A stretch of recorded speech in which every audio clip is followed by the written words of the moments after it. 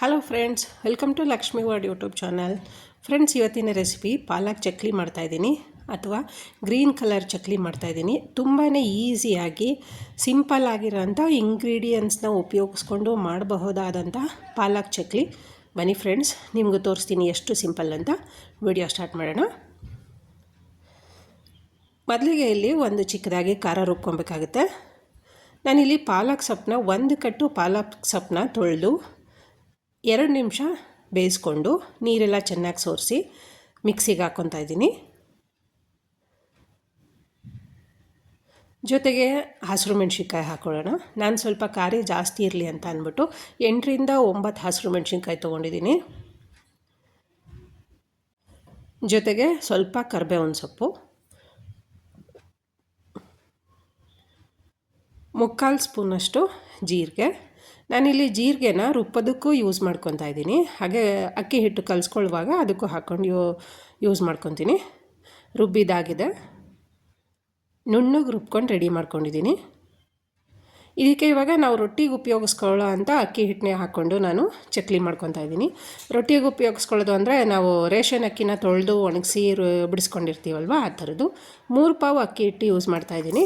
3 ಪಾವು ಅಕ್ಕಿ ಹಿಟ್ಟಿಗೆ 1 ಬೌಲಷ್ಟು ಹುರಿಗಡಲೆನ ಪುಡಿ ಮಾಡಿಕೊಂಡು ಮಿಕ್ಸ್ ಮಾಡ್ಕೊಬೇಕಾಗುತ್ತೆ.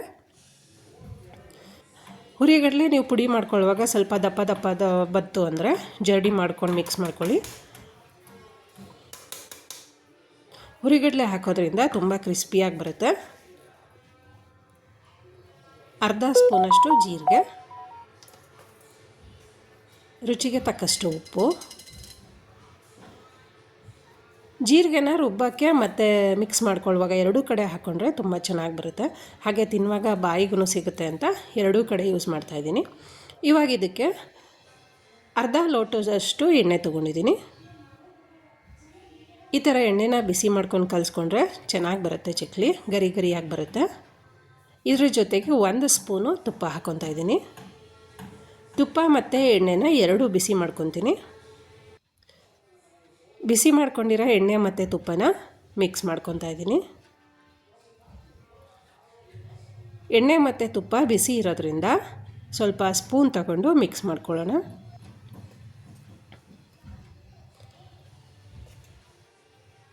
ಅದೇ ಮಿಕ್ಸ್ ಮಾಡ್ಕೊಂಡಿರೋದ್ರಲ್ಲಿ ತುಪ್ಪ ಮತ್ತು ಎಣ್ಣೆ ವೇಸ್ಟ್ ಆಗಬಾರ್ದು ಅಂತ ಅದಕ್ಕೂ ಸ್ವಲ್ಪ ಅಕ್ಕಿ ಹಿಟ್ಟು ಹಾಕ್ಕೊಂಡು ಮಿಕ್ಸ್ ಮಾಡ್ಕೊತಾ ಇದ್ದೀನಿ. ಸ್ಪೂನಲ್ಲಿ ಮಿಕ್ಸ್ ಮಾಡ್ಕೊಂಡು ಹಾಕಬೇಕು, ನೀಟಾಗಿ ಮಿಕ್ಸ್ ಮಾಡ್ಕೊಬೇಕು, ಯಾಕಂದರೆ ಗಂಟು ಥರ ಉಳ್ಕೊಂಬಿಡುತ್ತೆ. ಸ್ಪೂನಲ್ಲಿ ಈ ಥರ ಮಿಕ್ಸ್ ಮಾಡ್ಕೊಂಡಾದಮೇಲೆ ಕೈಯಿಂದ ಮಿಕ್ಸ್ ಮಾಡ್ಕೊಬೇಕು. ನೋಡಿ, ಈಗ ನಾನು ತೋರಿಸ್ತಿದ್ದೀನಿ ನೋಡಿ, ಆ ಥರ ಗಂಟು ಇರೋದ್ರಿಂದ ಕೈಯಲ್ಲಿ ನೀಟಾಗಿ ಎಲ್ಲ ಮಿಕ್ಸ್ ಮಾಡಿಕೊಂಡು ರುಬ್ಕೊಂಡಿರೋಂಥ ಪಾಲಕ್ನ ಮಿಕ್ಸ್ ಮಾಡ್ಕೊಳ್ಳೋಣ.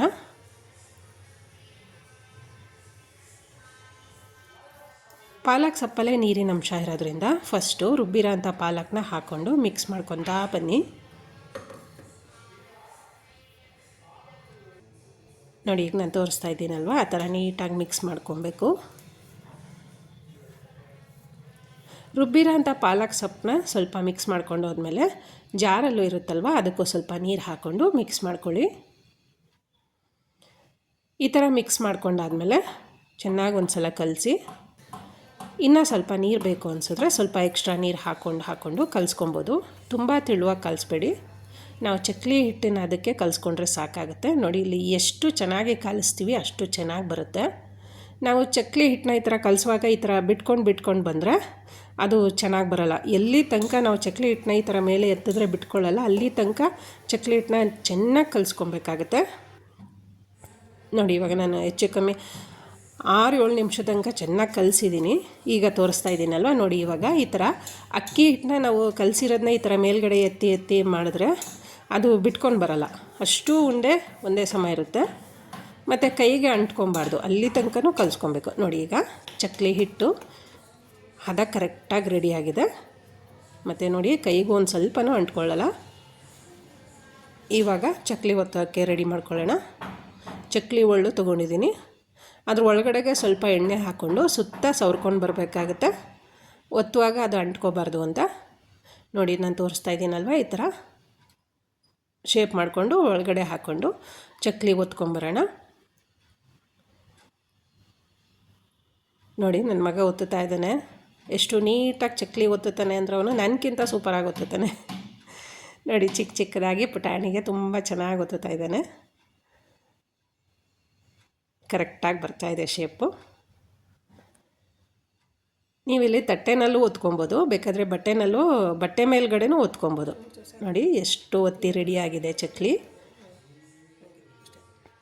ತುಂಬಾ ಸಿಂಪಲ್, ಬೇಗ ಮಾಡ್ಕೊಂಬಿಡ್ಬೋದು ತಿನ್ನಬೇಕು ಅನ್ನಿಸ್ದಾಗೆಲ್ಲ. ನಾನಿಲ್ಲಿ ಬಟ್ಟೆ ಮೇಲೂ ಒತ್ಕೊಂಡು ತೋರಿಸ್ತಾ ಇದ್ದೀನಿ ನೋಡಿ. ಯಾಕಂದರೆ ನೀವು ತೆಗಿವಾಗ ತಟ್ಟೆ ಮೇಲೆ ಕಷ್ಟ ಆಗುತ್ತೆ ಎತ್ಕೊಳ್ಳೋದಕ್ಕೆ ಅಂದರೆ ಈ ಥರ ಬಟ್ಟೆನ ಹಾಕ್ಕೊಂಡು ಬಟ್ಟೆ ಮೇಲೆ ಒತ್ಕೊಂಡು ಬಂದರೆ ಎತ್ಕೊಳ್ಳುವಾಗ ನೀಟಾಗಿ ತೊಗೊಂಡು ಎಣ್ಣೆನಲ್ಲಿ ಹಾಕ್ಬೋದು. ಹಾಗಾಗಿ ನಿಮ್ಗೆ ಯಾವುದು ಈಸಿ ಅನಿಸುತ್ತೆ ಅದನ್ನು ಮಾಡ್ಕೊಳ್ಳಿ. ನಾನು ಸಾಮಾನ್ಯ ಬಟ್ಟೆನಲ್ಲೇ ಒತ್ಕೊಂಡಿರ್ತೀನಿ, ಯಾಕಂದರೆ ನಾವು ಎಣ್ಣೆನಲ್ಲಿ ಹಾಕುವಾಗ ಎತ್ಕೊಳ್ಳೋದಕ್ಕೆ ತುಂಬ ಈಸಿ ಆಗುತ್ತೆ. ಅದಕ್ಕೋಸ್ಕರ ಟೇಸ್ಟ್ ಅಂತೂ ತುಂಬ ಚೆನ್ನಾಗಿ ಬರುತ್ತೆ. ಫ್ರೆಂಡ್ಸ್, ಯಾರೆಲ್ಲ ನನ್ನ ಚಾನಲ್ ಹೊಸದಾಗಿ ನೋಡ್ತಾ ಇದ್ದೀರಾ ಪ್ಲೀಸ್ ಸಬ್ಸ್ಕ್ರೈಬ್ ಮಾಡ್ಕೊಂಡು ನೋಡಿ. ಚಾನಲ್ ನೋಡ್ತಾ ಇದ್ದೀರಾ ಬಟ್ ಸಬ್ಸ್ಕ್ರೈಬ್ ಮಾಡ್ಕೊಂಡು ನೋಡಿ.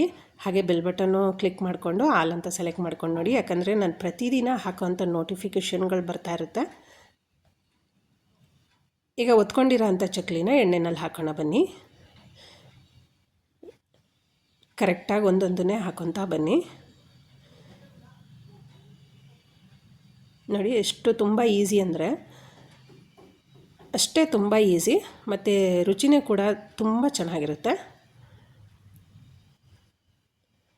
ಸ್ವಲ್ಪ ಕಲರ್ ಚೇಂಜ್ ಆಗೋ ತನಕ ಬೇಯಿಸ್ಕೊಳ್ಳಿ. ತುಂಬ ಜಾಸ್ತಿ ಕಲರ್ ಚೇಂಜ್ ಆಗಬೇಕು ಅಂದರೆ ಅದು ಗ್ರೀನ್ ಕಲರ್ ಚಕ್ಲಿ ಹೋಗಿ ರೆಡ್ ಕಲರ್ ಚಕ್ಲಿ ಆಗಿಬಿಡುತ್ತೆ. ಅದಕ್ಕೋಸ್ಕರ ನೋಡಿ ಸ್ವಲ್ಪ ಕಲರ್ ಚೇಂಜ್ ಆದರೆ ಸಾಕು. ಅಷ್ಟಕ್ಕೇ ಕ್ರಿಸ್ಪಿಯಾಗಿ ಬಂದ್ಬಿಡುತ್ತೆ ಅದು ಚಕ್ಲಿ, ತೊಂದರೆ ಇಲ್ಲ. ನೋಡಿ ನಾನು ಕರೆಕ್ಟಾಗಿ ತೋರಿಸ್ತಿದ್ದೀನಲ್ವ. ನೀವು ಚಕ್ಲಿ ಹಾಕಿ ಒಂದು 3 ನಿಮಿಷ 2 ನಿಮಿಷ ಬೇಯಿಸ್ಕೊಂಡ್ರೂ ಸಾಕು. ಅಷ್ಟರಲ್ಲಿ ಗರಿಯಾದಂಥ ಚಕ್ಲಿ ರೆಡಿ ಆಗಿಬಿಡುತ್ತೆ. ತುಂಬ ಜಾಸ್ತಿ ಬೇಯಿಸೋಕೆ ಹೋಗಬಾರ್ದು ಫ್ರೆಂಡ್ಸ್. ನೋಡ್ಕೊಳ್ಳಿ, ನಾನು ಪದೇ ಪದೇ ತೋರಿಸ್ತಾ ಇದ್ದೀನಲ್ವ, ಅಷ್ಟು ಕಲರ್ ಬಂದರೆ ಸಾಕು. ಪಾಲಕ್ ಚಕ್ಲಿ ಅಂತೂ ಪಟ ಅಂತ ರೆಡಿ ಆಗಿಬಿಡುತ್ತೆ. ಫ್ರೆಂಡ್ಸ್, ಈ ವಿಡಿಯೋ ನಿಮ್ಗೆ ಇಷ್ಟ ಆಯಿತು ಅಂದರೆ ಪ್ಲೀಸ್ ಸಬ್ಸ್ಕ್ರೈಬ್ ಮಾಡಿ, ಲೈಕ್ ಮಾಡಿ, ಶೇರ್ ಮಾಡಿ, ಹಾಗೆ ನಿಮ್ಮ ಫ್ಯಾಮಿಲಿ ಮೆಂಬರ್ಸ್ಗೂ ಶೇರ್ ಮಾಡಿ. ರೆಸಿಪಿ ನೀವು ಟ್ರೈ ಮಾಡಾದಮೇಲೆ ಕಮೆಂಟ್ಸಲ್ಲಿ ಹೇಗೆ ಬಂತು ಅಂತ ಕಮೆಂಟ್ಸ್ ಹಾಕೋದು ಮಾತ್ರ ಮರಿಬೇಡಿ. Thank you.